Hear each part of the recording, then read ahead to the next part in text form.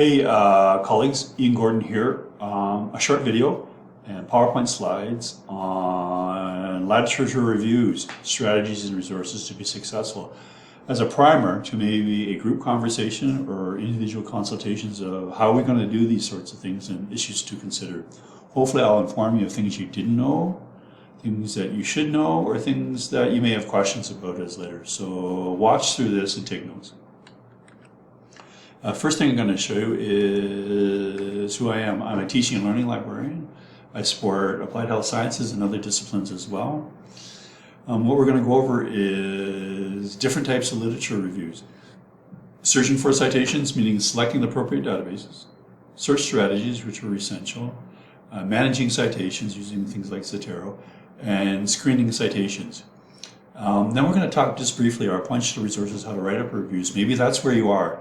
How do I write up an evidence synthesis review as opposed to a literature reviews for a thesis, dissertation, or I just want to create a bibliography or annotated bibliography and guides in knowing where to go out. Questions that I have for you that you may have, we can talk about as a group. First of all, what's your research question or topic? This colors everything. You have to have this narrowed down as you move through this process. Quickly, so that you know the boundaries of what you're not going to cover, what you're going to cover, and what's going to happen to this literature review. The purpose of your review is it to create a bibliography for someone else to read and be informed of what's the best research, or what's most appropriate, or as a literature review as part of a study, a thesis, or dissertation you're doing. There are different tools for different animals. This is the different types of reviews: systematic, scoping, rapid, umbrella. There's about 40 or so different types of reviews, and they all have their own particular purposes. And maybe you're considering doing one of these sorts of things. They're systematic resources that have their own idiosyncrasies, and they're separate from a narrative or a literature review. Some people call the literature review for just doing a review, or a review in a thesis or documentation or a paper you're doing. A narrative review, where they aren't really the same sorts of things, but we can go over this. And here's an article that helps explain that. Systematic, scoping, rapid, umbrella, or reviews with meta-analysis, when they do a statistical analysis of the data, are a separate family. And their qualities are reproducibility, transparency, rigor, and the minimizing of bias so that people can replicate these studies and get the same results. Narrative reviews are different in another way. One way to look at them, evidence synthesis reviews in red, you grab all the literature from all the searches that you do, and then analyze them through screening protocols, inclusion and exclusion criteria. The any rule applies for narrative reviews. So as you pick all things for all these types of evidence synthesis review, narrative reviews like your literature review or just a review that you're doing for other people, picks this article and that article. There's no systematic reason other than themes or contacts, or reasons that you create a literature review different than an evidence synthesis review, but they are totally different animals. Different types of reviews, you can go over this on your own in an article that talks about it. Systematic, scoping, rapid reviews are kind of related, but they're for different reviews for different purposes. A literature review can be done by anybody at any one time, but it has its own methodology as well, so they are separate tools. Again, you have to answer the question, what's your research question or topic? Always looking at that, have to be able to answer that at any time through this process. And what are you going to do with this? You always can't help but think forward. Is there anything? Is there too much, too little? And what am I going to do? And how am I going to present my review? Literature searching is a non-linear and iterative process such that you have a question and concepts and terms, and then you go back and you go, oh, I did some searching, some trial, testing, trying, pushing and pulling, and I got to revise it because there's too much or there's too little. And so you develop a different strategy and resources, and you're going to transliterate that particular search strategy in different databases and come up with different results. So at the end of this, you say, I'm happy with the results that I get. Let's move to selecting databases. So you got your research question, you know what you're going to do with it. Where do I go to find information? The Applied Health Sciences faculty has a library research guide for health sciences. And it's a pretty basic instrument, and the slides and the video is linked here, as you can see by the arrow. And on the top left-hand corner, these are the databases that I suggest by articles, knowing that there's lots, but these are the ones that we always suggest to start out with. Google Scholar, everybody does a Google Scholar search. Web of Science, Medline via Ovid, Embase, and CINAHL, which is the nursing database as well. But when you go to the library homepage and you click on the databases tab under the search button, it brings up a list of all databases we have, whether they're open, we subscribe to them or not, or whether we pay for them or not. You won't know because it moves you through the proxy server or authenticates you as part of our community. So you get to use them for free. 454 databases. There's a lot of databases. Which ones do I pick? Which ones do I avoid? Well, it depends, and that's where I can help. These are the scholarly peer-reviewed articles databases that I would suggest. It's kind of the platinum, the most paramount, the best resources to find the best results from academic scholarship point of view. Medline and Embase are two different databases, but they overlap. You've got to search them both. CINAHL is a nursing databases. PsycInfo is a psychology, because there's always psychology of health-related studies. And Web of Science Core Collection is a database that covers interdisciplinary, all core journals in all areas. So these are the big five. And you should search all five. You can give reasons why you only search one or two or three of them, but those are the five you started with.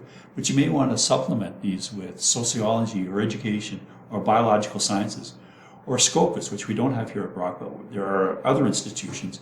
It's kind of like what Medline is to Embase and vice versa. Web of Science is like that to Scopus. Great overlap, but there's unique coverage in both of those. We don't have access to Scopus here at Brock, but it can be had if you need it.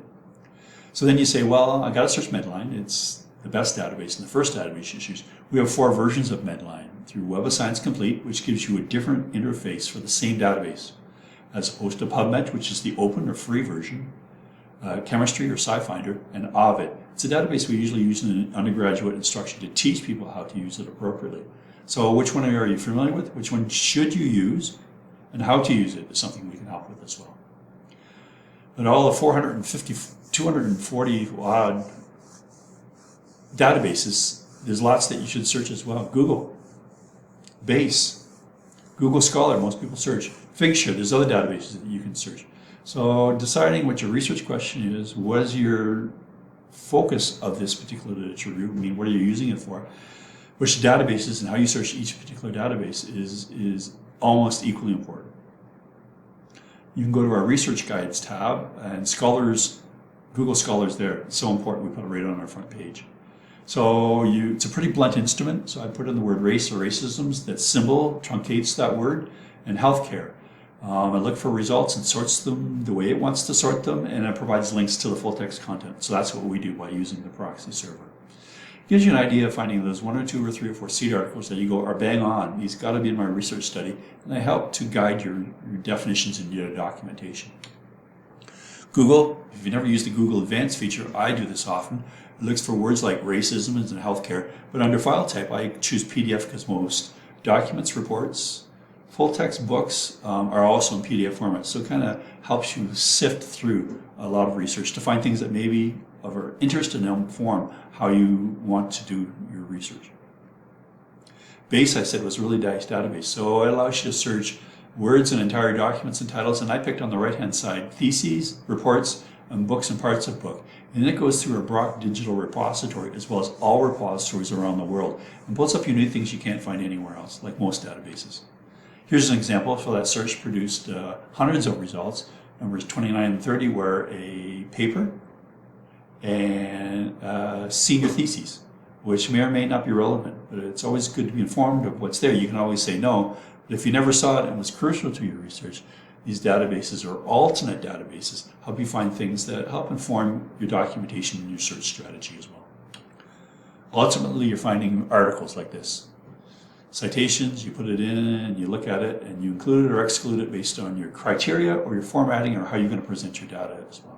How did this build to the body of research, and why is this important, and how novel or new is your research? What does it add to the body of research? And that's what a literature review does. It looks back, says these are the key or important documents that help describe the context of why we're doing this, and you document them so other people can find them as well.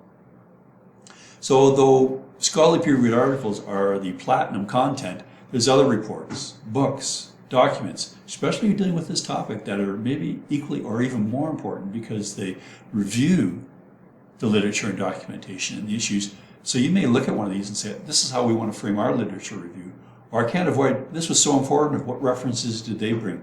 So it's unfortunate there's not one database that does this, and there's other databases that you can use. But think outside scholarly peer-reviewed articles for your literature review. especially if you're doing a thesis or dissertation. Because the burst order of report, we're doing a thesis or dissertation, says, anybody else done this in the last 5 years? Or something like this, I'd like to learn from them. So here's a University of Minnesota thesis that I found. And it's cited, and you can look at it. And the nice thing is it's full text. And I looked under chapter 2, and they framed their literature review with these subheadings in an APA formatting style. And there it is right there. You can read it. And so beg, borrow, steal, don't plagiarize, but learn from what other people have done as well. And at the end of this particular thesis, they produce a reference list that you can look up. And I found this one article, grabbed the DOI, and I went and looked for it. I put it in Zotero Bib, and it cited this article for me. If you don't use Zotero Bib, you should. I can show you how to use it. It's a pretty neat tool. But then I also went to my Zotero account. I've got my own individual account, created a file folder for HLSC, for articles, news, reviews, books. You need to document resource. Took that DOI and put it in using the pencil instrument, and I put in this data without me typing in anything. I took that article, and I took many articles, or all of them, used the style format that I want, APA, and I produced a list of citations. Not only does Zotero allow you to do that, but it allows you to write and cite at the same time. So I started my essay or my literature review. I said, this is a paper on tracking racism, and I actually used the app to put the citation. It built my references as I put my citations into the lit review or the paper that I was doing. Some people really like this. There's other ways of doing it, but it's really neat when you see it done. The last thing I did was when I found my 5 or 6 key papers, my C papers, meaning the documents I can't avoid, they're just so important. I looked at Google Scholar, and I found this article was cited 179 times since it was published in 2018. That's just amazing. So why? So I looked at those 179 papers to see if there's anything else I could learn from. I went into Web of Science, and I found the same article cited 94 times, and this article had 94 references at the end of it. And I wanted to look at those in case they help inform my research, my practice, or things that I can't avoid. I went to Figshare because it's a really neat resources because it goes through citations of tables, charts, and figures and finds things that way you can't find anywhere else, and found data that was kind of neat. I also went through news. There's a number of databases you can use because I wanted to find what the news was saying about this, if it was newsworthy. And I found this article, and I grabbed a quote. Nothing more like a hook or a context for a paper, providing a good quote or context of who should care and why is this important. There's always an excuse for why something isn't anti-black racism as opposed to sitting with it for a moment and thinking. A good quote, cite it and put it in my list of Zotero accounts. So when you're looking for articles, think of other things as well, books and ebooks. Here's the databases. Reports, they're really crucial in health sciences studies. Reviews, meaning people have done other scoping, systematic, umbrella, rapid reviews. Theses and dissertations, I kind of showed you why they're so key, especially people doing those right now. News articles, usually people overlook these as doing literature reviews because it's not scholarly peer-reviewed research, but they're so important because they help paint pictures, color commentary, or provide context. And websites, either through Google or Advanced Google, you can put those in Zotero and bookmark those as well. So here's our databases. Which ones do you choose? How do you search them? How do you search them effectively? This is something we can help with you in the library. So selecting databases, search strategies. Start with your research question topic. You got to always answer that question. You've got to think like the database you're searching. So a database search for Medline is not the same database search for Embase. They may look similar and be differently, but to be effective, you develop a search strategy for your concepts and your keywords and your phrases for each database, and it's always different. Develop key concepts and disciplinary boundaries. Translate your research question into key concepts. We'll talk about this in a minute. Explore those key concepts in strategic databases. You test the database, see if there is anything, and if it's working, what words work or what words are appropriate. Identify variant keywords, phrases. Health sciences people are famous for using acronyms, so if there are any, you should use those as well. Track your seed articles and see if the database includes those 3 or 4 or 5 articles that you know are essential. If they're there, how are they described? And if they're not described, why aren't they there? Different databases. Your limit features are usually by language. I want things in English. I want things in format, meaning scholarly peer-reviewed articles. And I want things going back to, you decide on the date. That's a question I often get. How far back should I go? Zotero to track and find findings. Then you can set alerts to search again, because once you do your search, databases are constantly updated 24/7. At some point, you want to go back to see if you missed anything. You evaluate or screen your results to see if it's worthy to put into your literature review. And then at some point, you got to say, I'm done.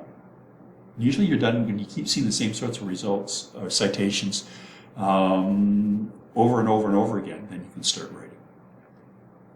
Strategies on disrupting discrimination within healthcare. There's the example that I was given. Let's use that as an example. So I found 3 concepts: healthcare, discrimination, and strategies.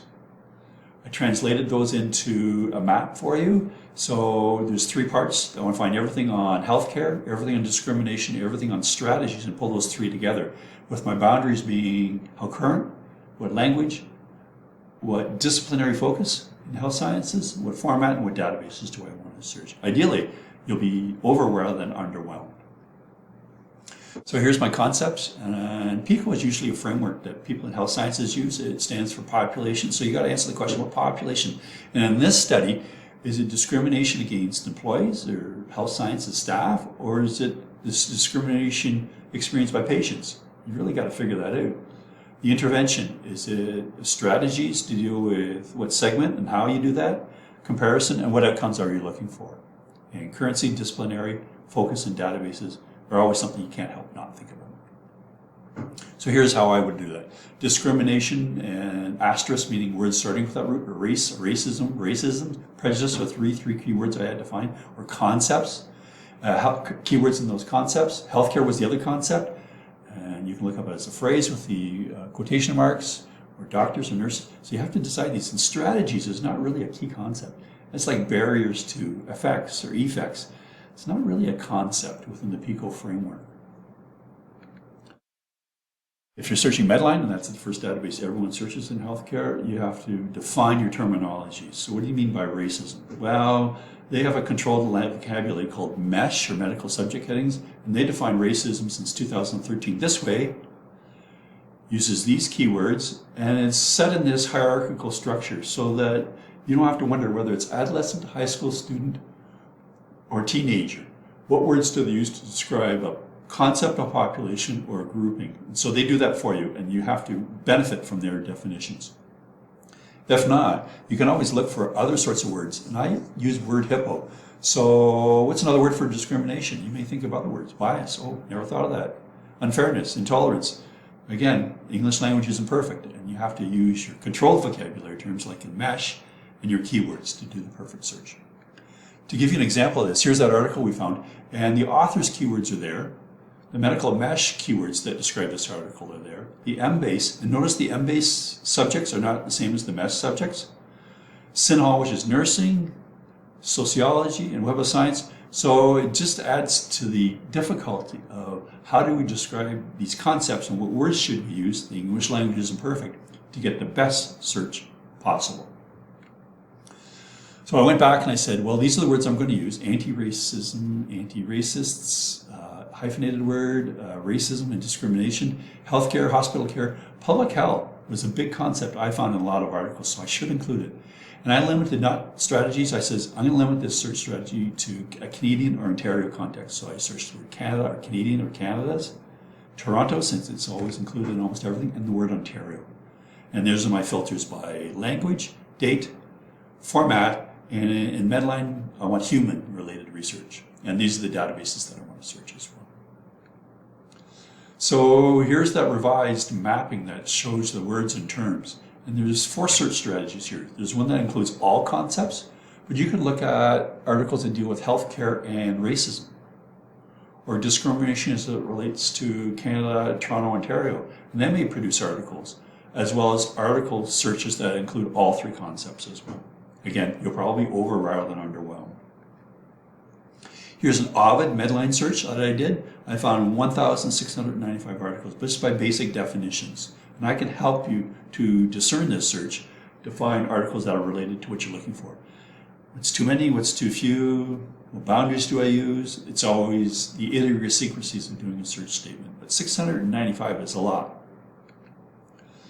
You look at each one of these, and in a systematic or evidence-sensitive review, you got to take them all and then evaluate them using screening processes. But if you're doing a literature review, you can go, this looks interesting. I'm going to use this one. So you kind of shape your bibliography or literature review to fill buckets that you're looking to fill, or concepts or themes that you're looking for as well. Here's a Web of Science search. I look for words and titles and phrases and keywords, and I put in the syntax that I was looking for, and I got 63 results. I look for keywords and titles because I want to find articles that were exactly what I'm looking for. There's other ways to search as well. Of those 61 records, I sorted them from highest cited to lowest cited, and if I'm doing a literature review, I can pick this one and that one, and maybe this one, and look at the related or forward searching citations. But if I'm doing a systematic review, I've got to take them all. So here's an example of an article I found. Indigenous, again, looking at a different angle to racism. Here's an article I found. First Nations people, quality of care. There's almost like a third or fourth concept you want to frame as well as racism as dealing with healthcare. And here's another article. It deals with mental health. Wow. The stigma. We never even thought of the word stigma and how to use it as well. So as you move along, you test, try, push, pull. You kind of frame your arguments for your literature review, but doing evidence research is a whole different ballgame and involves different types of tools.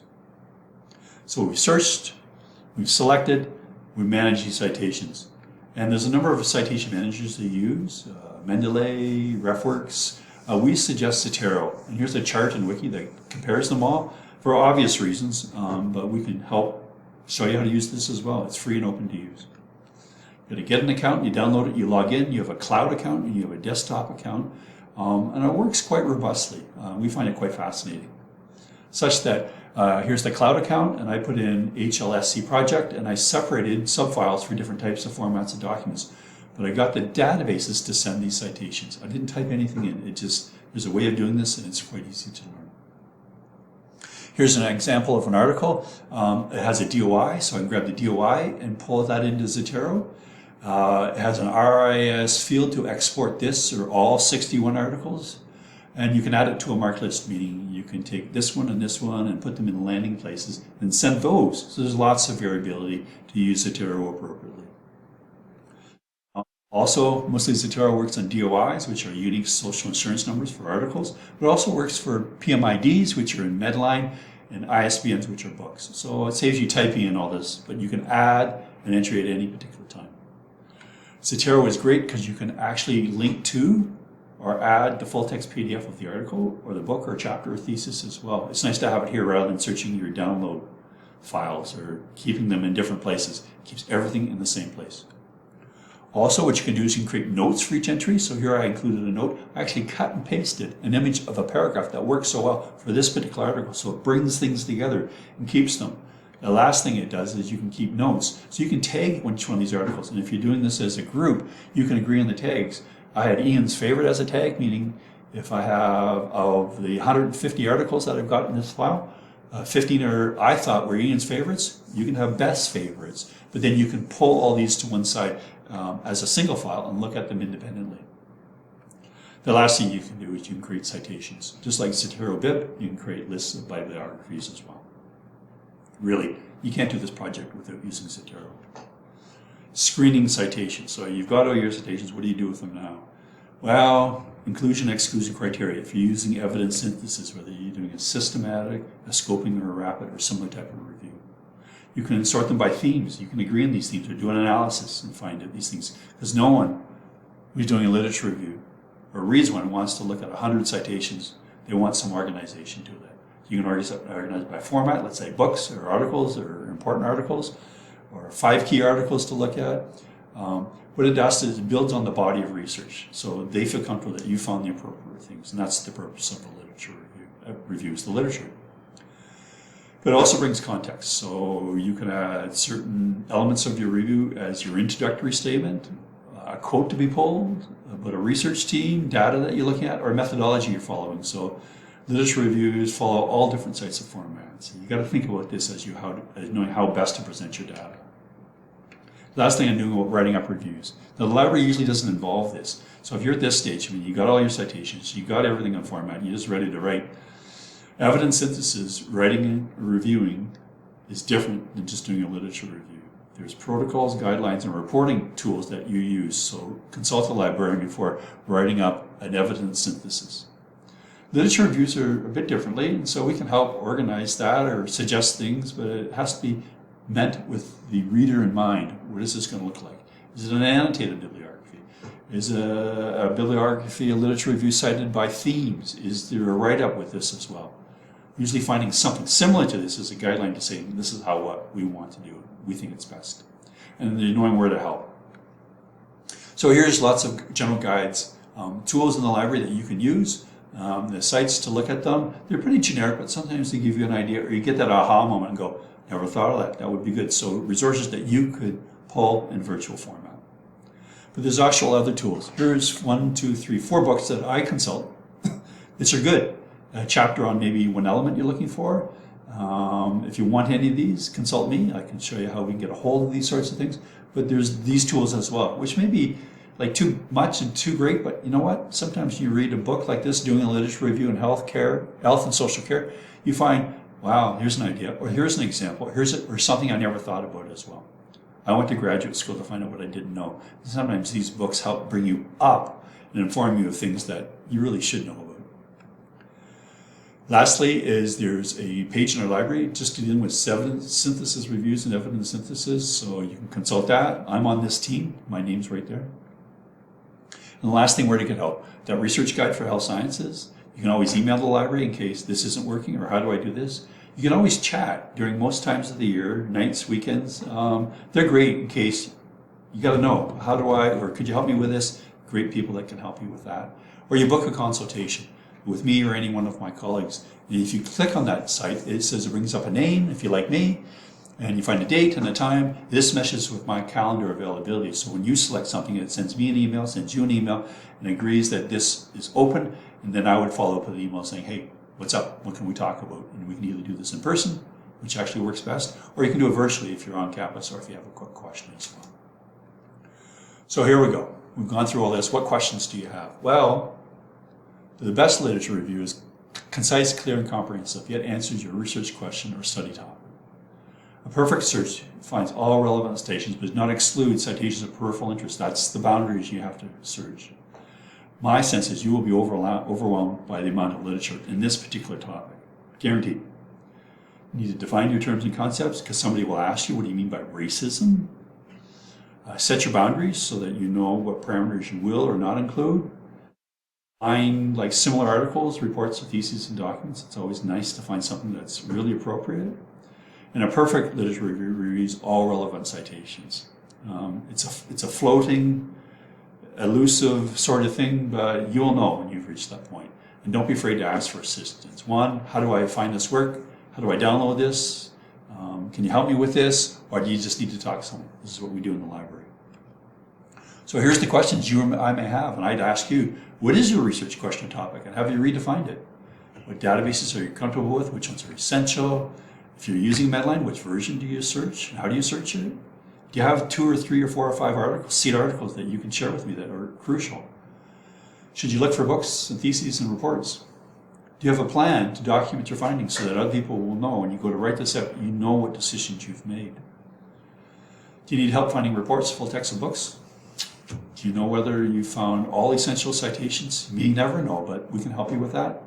When to stop searching and say, I'm done, I got to start writing. The difference between literature reviews and evidence synthesis review, what's the difference? Hopefully I've illuminated some of that for you. What writing and formatting style to be used? Are you all using APA? Because there's rules for that. And think through how you may creatively display your data. This is really important. What is it going to look like? And what is it going to say? And how am I going to frame this in a clear, concise way?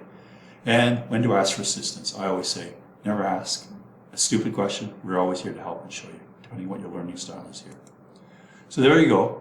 I'll follow up. Either we'll meet as a group, or you can book a consultation with me, or you only have 1 or 2 questions. I'd be glad to help you at any particular time through the process. We are here to help. All the best.